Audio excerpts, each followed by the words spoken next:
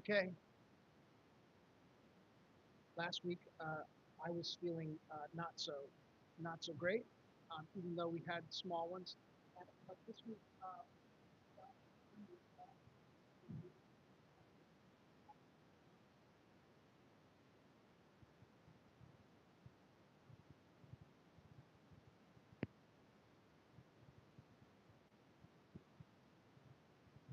to, there's going to be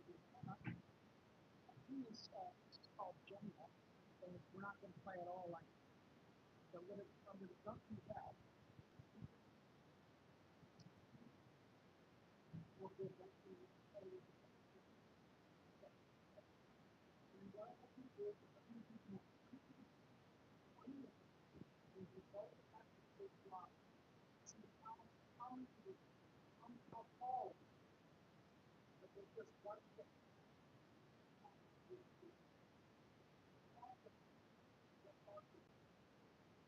And there's one other small that you can judge. One of the one of my things is you build on the chair. So you can put one on the chair to lower your and the other one is block where you go see how tall you can get this step. Okay? Alright, let me set mine. She's on the flip floor too, so she's in good shape. That's it. They'll all be there. Yeah. Okay. Are you ready? You're trying to build an outfit and you're ready to get out of it. Right? Go.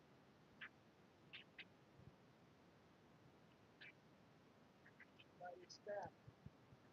Backing part not going very well. Uh, that, okay. I want to talk. That's tough. That's true. That's true. You didn't say stop. Okay. Okay. Okay. Keep going. Oh, very good. I see there's a little plan. Oh, very good. Okay. Oh. Oh, so close. It was 6 tall. It was 6 tall. Good, good. I give you credit. Give you credit. That's good. Oh, chair, but that's a bad chair. Pretty bad. Everyone agrees. It's slanted. It's not fair. Things get falling off. And that's very right. All right. Now, what I'm going to see if I can find a little better. You're going to keep right on the. Okay, this time you can talk and you can look. Right? Everybody ready? 1 more minute. Let's see how tall they can get. This go.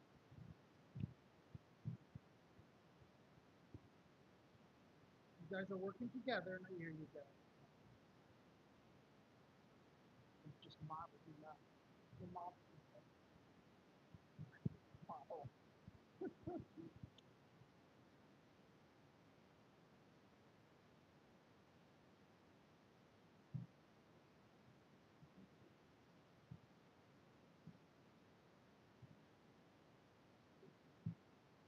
yeah.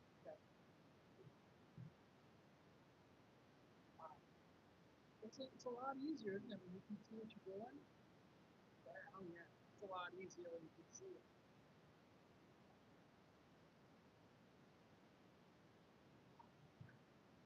That is something. Did you see what they did?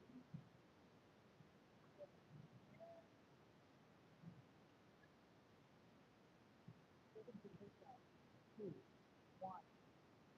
I give you credit. Give you credit. Wow, look at that. Everybody clap. All right, thank you. What was easier? Was it easier to do it when you could see? Yeah. What was the so, so you found it easier? That I noticed actually did. You were quick to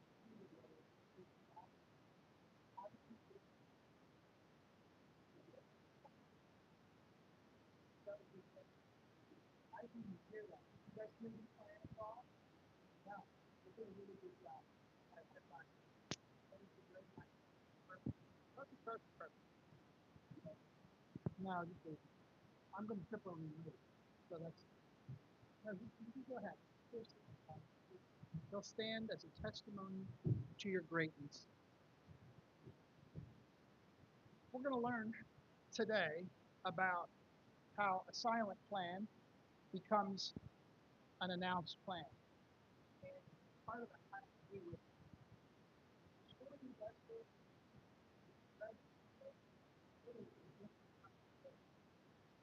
we've been looking at text stories about people who have lived in places that they're not from.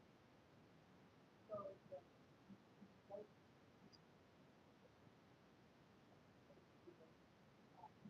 he's in Israel, he's not supposed to be there. He's just alive to someplace that he's not supposed to be. And we looked at Daniel, who served the people that he was. Nor do we expect to be involved. But we've got Daniel last week, and then Daniel's female partner, in some ways, in literature. Just like people doesn't have one thing,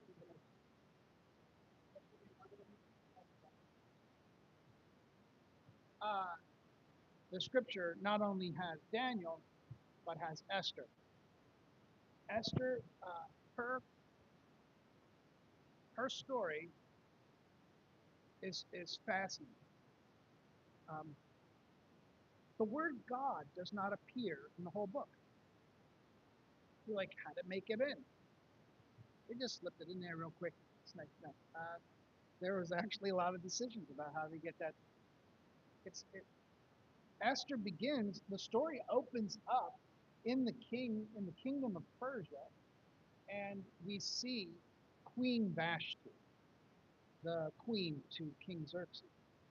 And Queen Vashti doesn't think she's been honored enough and wants to presume upon her husband that he doesn't care for her like she thinks he should. And so she's thrown out of the kingdom. Right? This is easily 300 BC.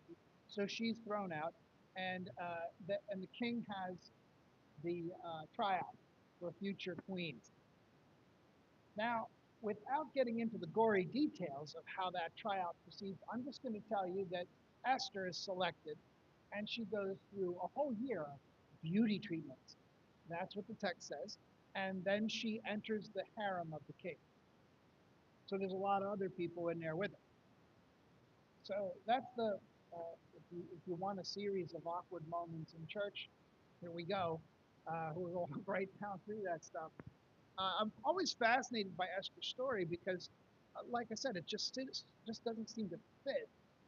She's in Persia. She doesn't mean to be in Persia. Not only that, but she keeps her identity a secret. She doesn't tell anybody. And I'm telling you, over the last few weeks, as we have looked at these stories, how contemporary they are. It's so scary to me. A person I was talking to yesterday said that they were worried because they had planned a trip to go see loved ones, and they named the country that they were going to, a country that they're from. And they've been here legally for 25 years, citizens. And now they're thinking they might not go because other people who were citizens from these places have not been able to get back into the country. Every time you think, let me caution us all together. It's easy to try to think of policy and things that happen in abstraction. These are actual people, people that you know who are threatened by some of the things that have gone on. That should just be a huge pause for thought, if nothing less. Nothing. Esther hides her identity. She doesn't tell the king that she's Jewish. She doesn't tell the person who's in charge of the harem that she's Jewish. She hides it. because she's frightened. She doesn't tell them that her uncle is named Mordecai and that he is among the Jewish elders. And so she kind of plays that too. Along the way, there's a plot to kill the king. And you know what they say about if you aim to kill the king, you better not miss, is kind of the way it goes. Well, Mordecai finds out about the plot, sends a little email. I'm just kidding, we didn't have email. But he sends a message, and he says to the king, here are the two guys that are trying to kill you. It's a plot. I found out about it. Mordecai, who everybody knows is Jewish, sends this letter. Mordecai, who is Esther's uncle, sends the letter. The king finds out about it, and the plot is exposed. The king is saved. Hooray! I don't know if it's a, who knows what the, great? We're not sure how that's going to go. And so along the way, a person becomes not only jealous, but also has a target on the back of Mordecai. He is a noble person. He's kind of in the cabinet of the king, and he takes exception to people who do not bow down to him, who do not share his opinions, who do not go the same way that he goes. Oh, is that a protest I see? Haman takes exception to the protest because Mordecai does not bow down. And so Haman goes in. Well, here's a good thing to say to the king when you go in to see the king. Oh, king, live forever. And so we saw Daniel say the same thing. Oh, king, live forever. He's on there with the lion growling at him. Oh, king, live forever. I got about 5 more minutes with these lions, but listen for you. So Haman says, king, live forever. I've got this really insolent, insubordinate. These people, they're interlopers. They're immigrants. They're foreigners. They don't look like us. They don't believe like us. They don't do like us. King Xerxes says, go on. He says, and they don't pay attention to your regime, the policies, none of this stuff. What do you suppose we should do? And Haman says, kill them all. Mordecai hears about this, knowing that Esther, his niece, has not divulged her national identity, her ethnicity. So Mordecai, she sees Mordecai dressed in sackcloth and lamenting. Now Mordecai cannot get a message directly to Esther. She's in the harem. He can't get there. But Mordecai knows another person, and so he sends a message to Esther. And he says, listen, this is the plan. It's Haman's plan. And if you don't do something, we're all going to be on the out. It's all going to be done. Do you have any idea how many times the Jewish people have been under pogrom? That we have records for. It's astounding. Here we have this. All kinds of people groups have been under threat. My friend from the Sudan always talks about how the artificial border drawn right through his country has destroyed the whole makeup of the country. And even yesterday, I saw that in the United States, there's some kind of a statement about those who are dissidents in this, and he's one of them. His name is Yuval Chet. I mean, to treat the Bible stories as if they're cute stories for a bygone era is to totally miss the point. These stories take place all the time in space and time because we don't know how to be nice to one another. In the concrete. And then worse, in the abstract, we conjure all kinds of images of people that don't look like us, sound like us, talk like that, all that stuff. Same thing happened with Daniel. Same thing happened with Joseph. Same thing happened with Elijah to an extent. And here we have Esther. So Mordecai gets Esther the message, and now Esther has a decision to make. There was a law that said no one could come into the king's court without permission. To do so would be to invite the death penalty. And so we pick up the reading there in chapter 5. chapter 5, beginning in verse 1, knowing that we see this, it says, on the third day, Esther put on her royal robe. I just love the way that sounds. You know, think about all the turmoil that went into that decision, all the nerves. She stood in the inner court of the king's palace, opposite the king's hall. The king was sitting on his royal throne inside the palace, opposite the entrance to the palace. As soon as the king saw Queen Esther standing in the court, she won his favor. And he held out to her the golden scepter that was in his hand. Then Esther approached and touched the top of the scepter, and the king said to her, "What is it, Queen Esther?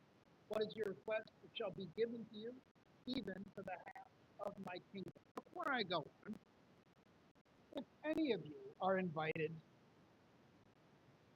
to take half of the kingdom, the answer is, sure, that sounds perfect. Half the kingdom? You got it. Somehow Esther, she doesn't get that, and she keeps going on. She goes, okay, how about this? If it pleases the king, let the king and Haman, so keep your friends close and your enemies closer, let the king and Haman come to the banquet that I have prepared for the king. And then the king said, bring Haman quickly so that we may do as Esther desires. So the king and Haman came to the banquet that Esther had prepared. Let me say, Esther doesn't just cook, she sizzles. So they come, and while they were drinking wine, the king said to Esther, what is your petition? It shall be granted you. And what is your request? Even to the half of my kingdom, it shall be fulfilled. And what is your response? Half the kingdom. You just didn't hear the first part that I just said that? Half, you're always responding that way. Half the kingdom. That sounds like a great, and when you say half the kingdom, let me know. Never mind. Esther said, this is my petition and request. If I've won the king's favor, please the king to grant my petition and fulfill my request. Let the king and Haman come tomorrow to the banquet that I will prepare for them. And then I will do as the king has said. We hit right in the middle of the story when Esther has to make a decision, and she's in a place where she feels uncomfortable. She has let no one know that she is Jewish, and she has been exposed to this plan. Then what is she going to do? And she says, I know just what I'm going to do. We're cooking tonight. And there she goes. And there she goes. Makes a wonderful dinner. I don't know what she made, okay? I don't know what she made, but whatever she made kept the king up all night. I'll tell you that.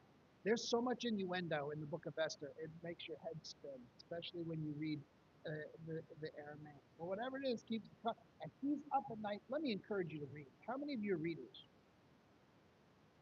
Okay, so I'm going to good. I want to encourage you to read.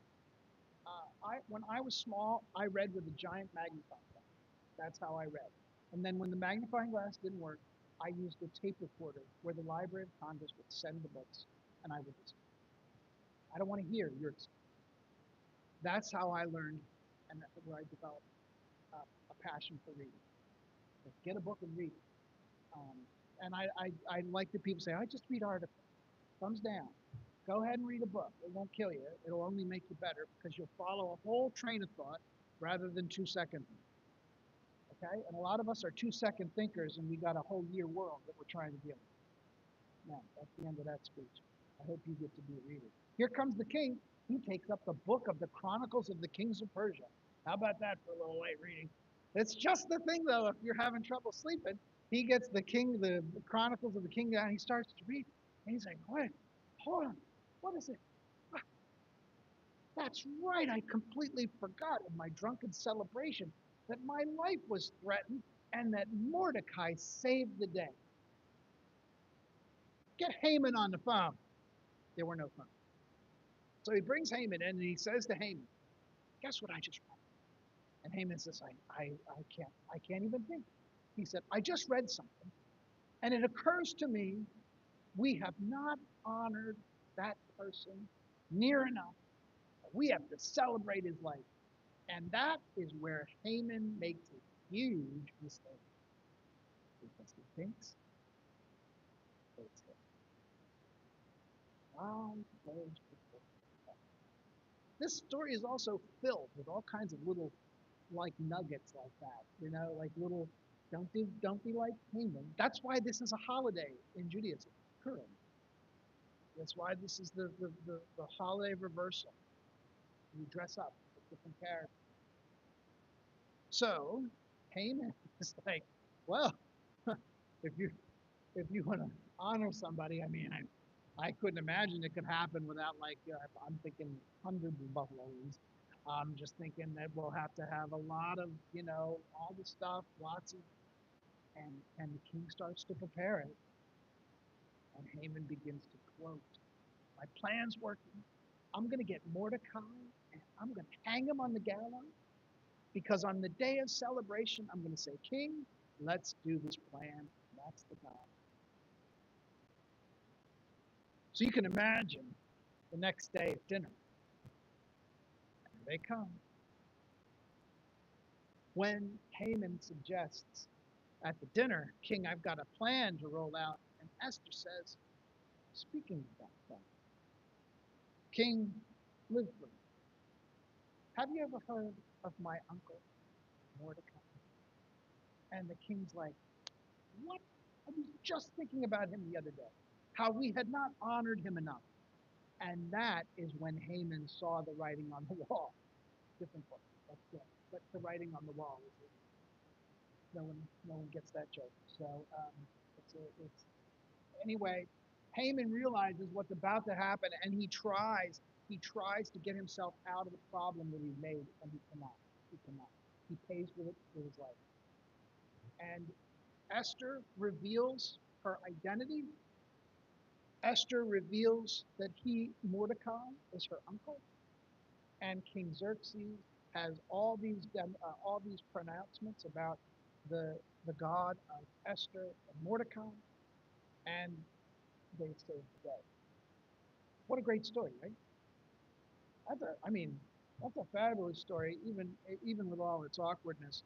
Um, you can find movies that trade on these kinds of themes and telling Esther's story.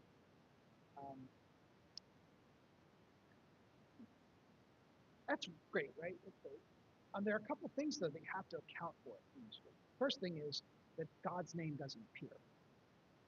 That's a strange thing. A strange thing. Esther holds back her identity. She also doesn't disclose that she's following God, right? None of this plays a role in the story, at least not directly so. And so I want to tell you one thing, and that is there are all kinds of ways in the world to be faithful.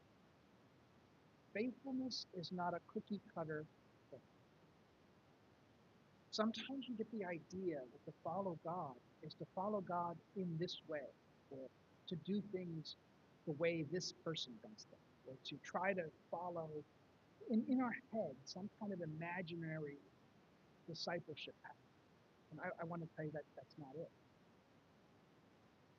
Can you look at your neighbor for a minute and say, wow, you are one, there's no one like you in this whole world. Go ahead.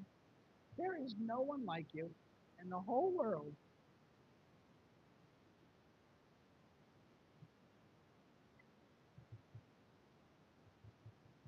Except for you all. I've met like 4 of you. I'm kidding. I've never met anyone like you all. I promise that. There's a 100% chance that I have not made. That's a weather illusion. 100% chance I've not met anyone quite like you. And there's no one way to be a disciple. There's a million ways. Every single person God leads in different ways. And that should comfort you. That should encourage you. Don't compare yourself to somebody else. Allow God to draw you where God draws you. Don't feel guilt that somebody else puts upon you this false model about what it is to be a believer. Do you know how often I have to ward off the specters of religiosity that even will go so far as to claim a particular political party and identification of your Christianity? There is no room for that. There's no room for that. That's that there is no one way to do it. Just like Daniel threw open his window and says, here I am, God, 3 times a day to pray. Here's Esther. I don't want to say. I mean, so that's about as wide apart as you can get. Will you agree? Okay. Second thing goes right along with the other stories we've heard.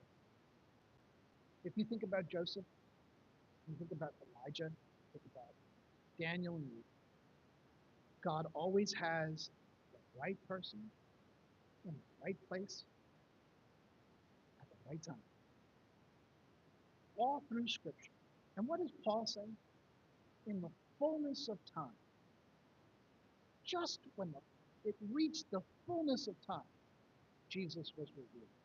At the perfect, opportune time, the intersection of eternity and infinity happens in space and time. God always has the right person at the right place and at the right time. I loved seeing John Rink all over the place this week, opening up the Franklin Square little the station, and I thought, how great is it to be he's able to be in that place at that time. He showed a lot of sensitivity to historical information as they opened up the Franklin Square station stop. And I actually thought about this because I was in the middle of the message. Not to say that John's position is like that. All I'm saying is you never know when the right person. I always tell John when the train is late. Every time, John, the train is late. I don't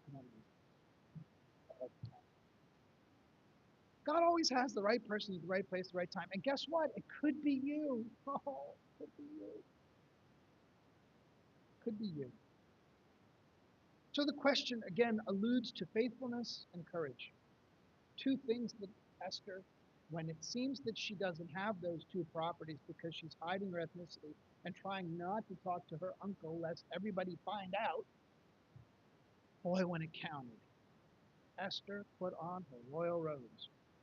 She took her life in her hands and she went to the king. Now, I don't know what the plan was or what she made for dinner. It must have been really good.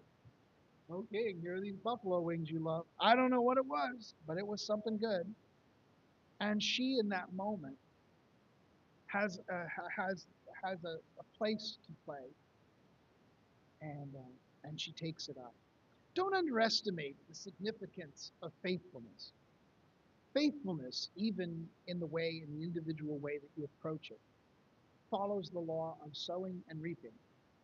Notice that Mordecai, because of his faithfulness to God, saves the king's life, and nothing happens. Sometimes we're faithful and zero happens. I was reading a devotional that talked about the life of Moses in this way. Moses, who was going to be the one to deliver Israel, spent 40 years in the desert wandering around chasing after sheep. And the implication was that there's a time for training in that 40 years. So don't underestimate God's ability to train you. I don't like that. That's a long time. And it reflects, I'm impatient unless I'm preaching. And then I got the patience of Job. I mean, I could just go on and on for a minute. Um, you reap what you sow. You reap much more than you sow. And you reap way after you sow. The law of sowing and reaping, and Jesus alludes to this himself in his teaching, faithfulness is that which you sow. And as we said, it's unique. Everyone has their own unique journey. I want to pledge to you something that I have not. And I sent a bunch of email out to different people. And you know how many replies I got? Zero is the number. And so it's kind of like, okay, maybe I have all the wrong email addresses. That's it. Try text message. I don't have that kind of confidence.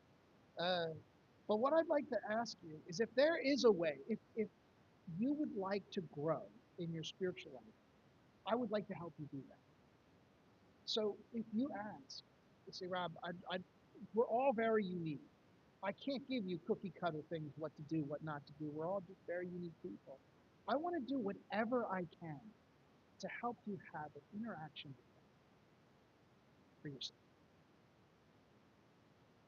I want you to be able to say, I want you to be able to say, Rob, I didn't know where this was going, and then I felt God lead me in this direction, or I felt the Lord speaking to me about this.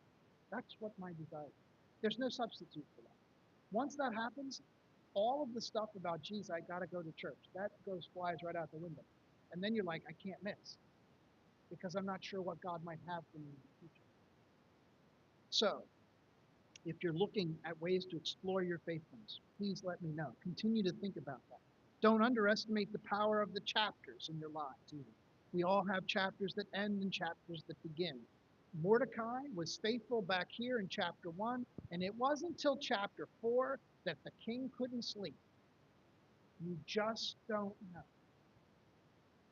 I'm always curious about the artist Van Gogh, who thought he was a complete and miserable failure. And guess what? He was. He was a complete failure in his lifetime. I can only trust that in the sweet hereafter, in the presence of God, he's been able to gloat quite a bit, even though he probably can't hear out of the one ear and all. But I mean, I hope that he can hear the acclaim that people have rendered. You just don't know what you're going to do. You got to be faithful with the gifts God gives you at the time God gives them to you.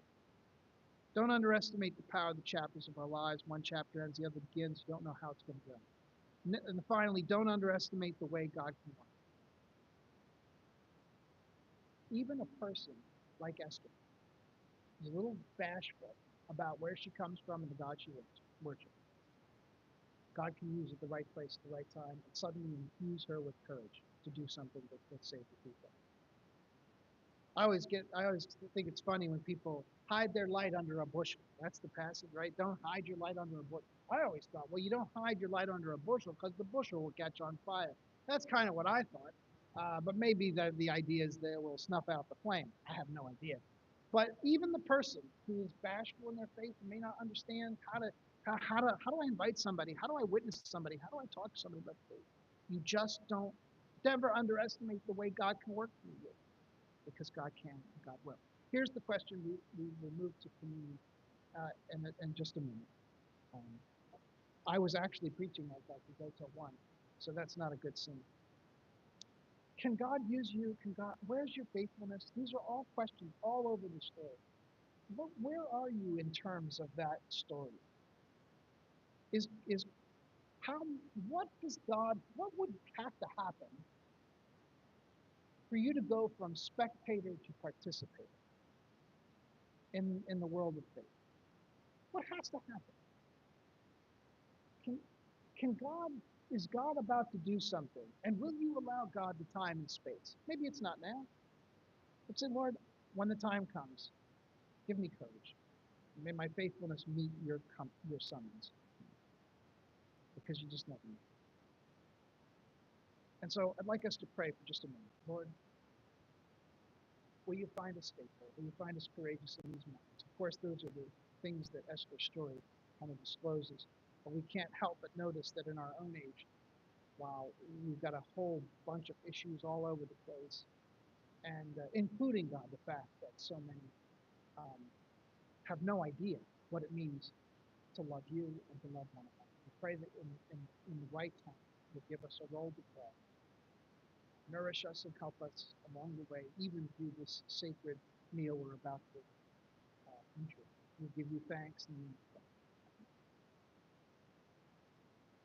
I'm going to bid adieu to my few people watching, uh, or so we don't have to record prayer concerns. I learned something about you people. Would you like the good news or the bad news?